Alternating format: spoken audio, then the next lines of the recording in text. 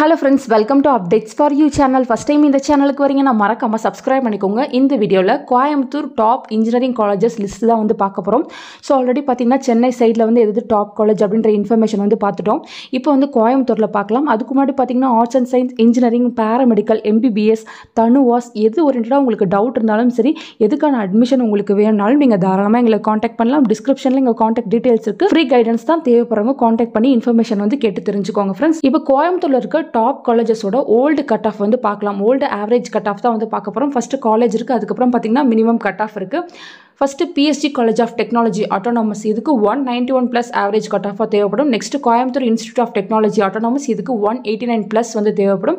Next PSG institute of technology and applied research, இதுக்கு 186 plus average cut off தேவைப்படும். Next government college of technology autonomous 183 plus தேவைப்படும்.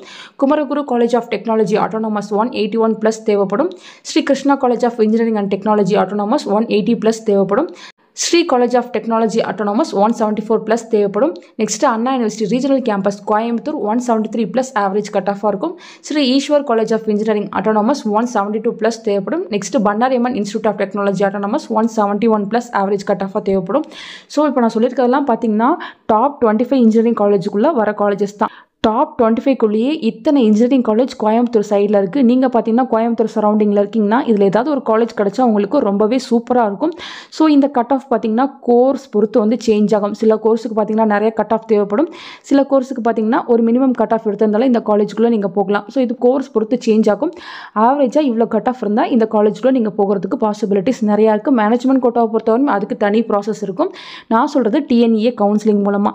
So உங்களுக்கு ஓரளவுக்கு புரிஞ்சிருக்கும்னு நினைக்கிறேன் ஃப்ரெண்ட்ஸ். இந்த வீடியோ உங்களுக்கு யூஸ்ஃபுல்லாக இருக்கும்னு நினைக்கிறேன். ஃபர்தராக உங்களுக்கு வேறு ஏதாச்சும் டவுட் இருக்குது, இல்லை வேறு ஏதாச்சும் வீடியோ வேணாலும் நீங்கள் கீழே கமெண்ட் செக்ஷனில் கேட்கலாம். தேங்க்யூ ஃபார் வாட்சிங்.